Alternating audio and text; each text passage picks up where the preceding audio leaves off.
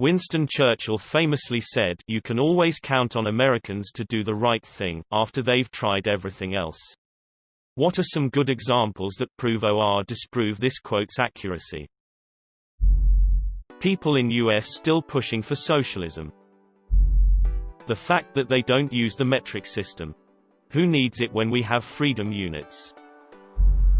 America has done the right thing multiple times, but they have never launched 30,000 pounds of shit into orbit and then shot it down with a laser. Just the fact that that scenario remains unexplored means America hasn't tried everything else. Prohibition. I think this applies less to Americans, rather than the human race as a whole.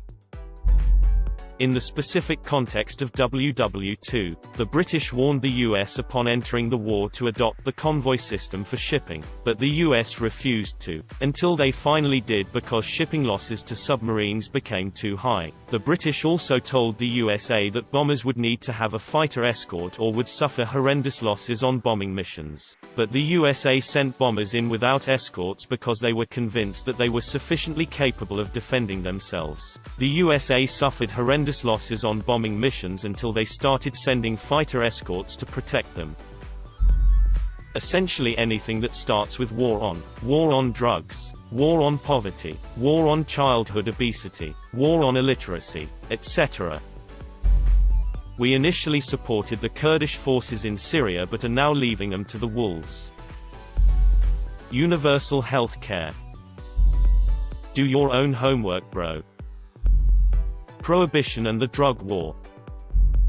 There is nothing more odd than teaching American history to non-American students. Tuesday, Declaration of Independence. All men are created equal. Wednesday, slavery. America gives more money to foreign countries than anyone. Iran. First you remove a democratic elected and probably Western-friendly possibly long-term stable president to reinstate the Shah, who ruled with terror and created the basis for a long-term enemy. This was all to secure oil, probably lots of oil, which was and still is very important. Reinstating the Shah showed a lack of vision. Then you support Saddam Hussein, another man of great stature, to start a war against Iran that costs many billions and many lives. But most of that money flows back to American weapon manufacturers. And those lives are not American, so who cares? Oh, and cheap oil. That war is lost or not won, but at least Iran is set back another decade or two, and Iraq is still more dependent on the US. Now you got an Iran that is out of control, although I still think the people of Iran are still a reasonable, rather liberal and friendly people, friendly to the West as well. But well, that doesn't matter, so you retract from the nuclear treaty so you know for sure that those nuclear bombs are coming. Verdict. The US probably haven't run out of stupid ideas, and certainly haven't done the right thing here. Someone got an essay due tonight. Reminds me of this story, not sure if it's true or not, where this American soldier is returning from a war and can't find a seat. Eventually they find a seat being occupied by a woman's dog. He asks her to move the dog and she refuses multiple times. So he throws the dog out of the window. Then this British guy turns around and says, "You Americans get everything wrong. You use a fork with the wrong hand. You drive on the wrong side of the road, and now you've gone and thrown the wrong B***** out of the window." The Voting Rights Act. Prove. People who want to lose weight. Plastic wraps, creams, magic pills, teas, etc. Anything as long as it doesn't require healthy eating and exercise. Americans like me sometimes accidentally do the right thing, so ha. Democracy is the worst form of government except for all those other forms that have been tried. Long form. Many forms of government have been tried, and will be tried in this world of sin and woe. No one pretends that democracy is perfect or all-wise. Indeed, it has been said that democracy is the worst form of government except for all those other forms that have been tried from time to time. Winston S. Churchill. I believe Churchill attributed the quote to someone else but can't find a reference. C.S. Lewis has some real gems. I am a Democrat, proponent of democracy, because I believe in the fall of man. I think most people are Democrats for the opposite reason. A great deal of democratic enthusiasm descends from the ideas of people like Rousseau, who believed in democracy because they thought mankind so wise and good that everyone deserved a share in the government. The danger of defending democracy on those grounds is that they're not true. I find that they're not true without looking further than myself. I don't deserve a share in governing a hen roost, much less a nation. The real reason for democracy is just the reverse. Mankind is so fallen that no man can be trusted with unchecked power over his fellows. Aristotle said that some people were only fit to be slaves. I do not contradict him, but I reject slavery because I see no men fit to be masters. The Civil War. They tried every kind of compromise to avoid a war, and finally it was a war that settled it. Here's where he missed. We don't try the right thing, or everything else. We try whatever serves our immediate interest, we being anyone with political power. Vietnam. We're Americans. We don't stop doing something because it's wrong. We keep doing it until it turns out right. Ed Wunkler on the Boondocks. Entering WW2. Japan attacked and Hitler declared war on them a few days later, so not really a choice. Would like to add, that was easily one of Hitler's worst decisions in the war. Disprove. Native American policy. Prove. Eventually saying f*** it and going to war to end slavery.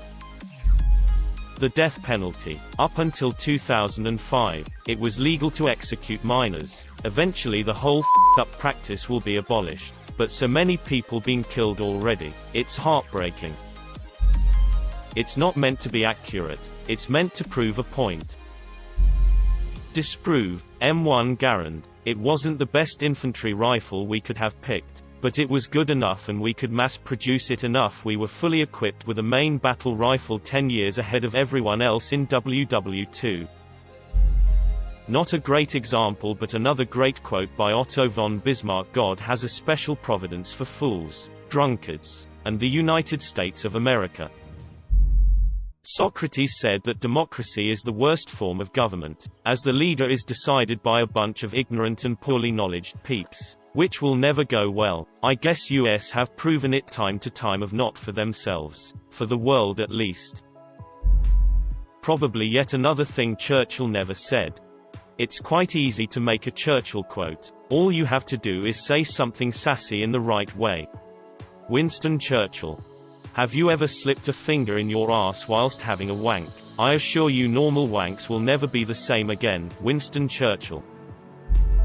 The Suez Canal crisis. An independent Egypt noted that the Suez Canal was in Egypt and nationalized it, paying all of the shareholders of the Suez Canal Company the current price of their holdings on the Paris Stock Exchange. Then the UK, Israel, and France invaded Egypt and seized the canal. The United States demanded they withdraw, and threatened to sell all the US Treasury's British bonds and wreck their economy. The US didn't blink, just condemned close allies for imperialistic behavior and threatened serious action to stop them, after which they withdrew. After this humiliation, the British and French empires gradually fell apart, and two allies against communism were greatly weakened, but it was the right thing to do.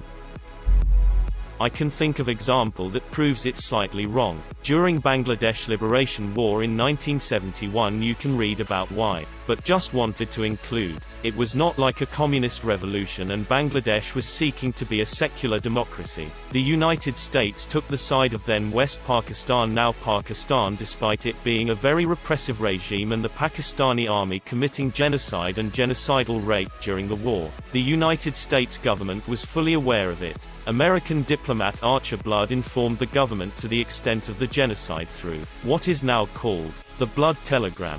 To this day, the government of Pakistan does not recognize this, and neither does the United States. The opioid overdose epidemic. Pharma companies and doctors pushed these opioid painkillers like there was no tomorrow. Everyone got hooked. They said, "Oh no, this is wrong," and cut back dramatically on their prescribing practices. the right thing to do? I'm not sure. This fueled demand for more opioids, and subsequently fentanyl analogs flooded the streets, usually disguised as in heroin. Since all these folks fell in love with their opioids, they got what they could. And with the nuance of the battle, many have lost their lives. People might blame the users, which I don't completely disagree with. However, if the demand was never increased by social acceptance of the pharmaceuticals, we would not be in this extreme of a position today. Pass me a cigar and a large bottle of brandy, I'm gonna take you out prematurely like your family. W.C. America passed a constitutional amendment to ban the sale and production of alcohol. Then they passed an amendment to reverse it after they realized they f***ed up. Nixon's impeachment. Everyone forgets that Nixon was very popular before he resigned. Hell, in 1972 he had been re-elected with 60% of the popular vote and a 550-17 electoral college victory. His approval ratings fell to about 25% after the Saturday Night Massacre, but only approximately 40% thought he should be removed from office. It wasn't until the tapes came out that a majority believed he should be removed. He resigned shortly after that. Churchill also asked a woman one time if she would sleep with him for $1 million. She said, "Of course I would." He then asked, "Would you sleep with me for $50? She replied, "Mr. Churchill, what kind of woman do you think I am?" He responded with, "That has already been established. Now we're just trying to figure out a price." We literally just repealed a century-old federal law allowing us to take Native American children to live in white institutions, as well as just force any Native to hard labor. The Respect Act or something. Heard it in passing on NPR.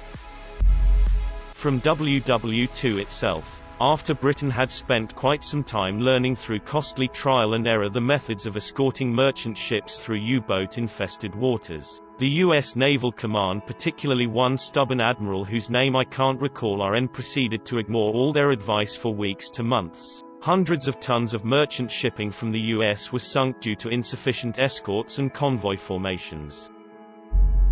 TBF, it probably applied just as much to him as it did to Americans. We're only now switching to renewable energy after companies realized it's more profitable in the next 20 years.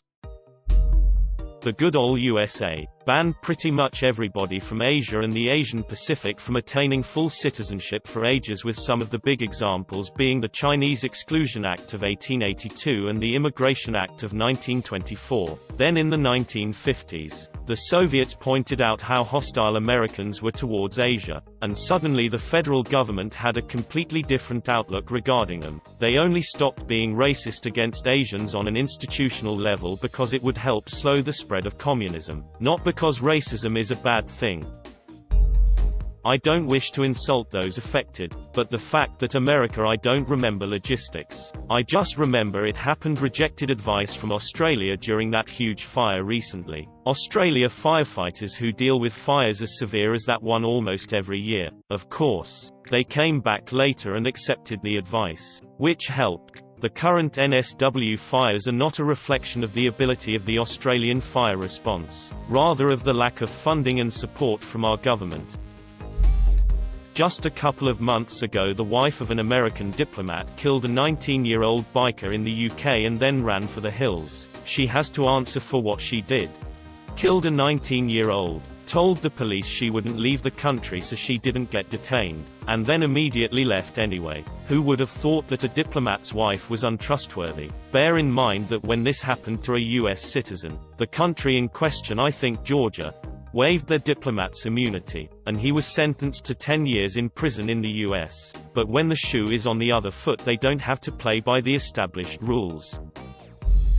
I see a lot of jokes here, which is sad cause this sounds like a fun thought experiment regardless of the motivation. Personally, I would go with the fact that 90% of people will turn to Google or YouTube to solve their problems, and only after they've exhausted their choices to solve it themselves without, and sometimes with making it worse, will they actually see a professional to solve their problem. Of course, the easy target is always corporations that can and will do everything possible to cut costs, regardless of the moral implications. It's only after they get caught that shit gets done correctly. We didn't side with Germany in World War I.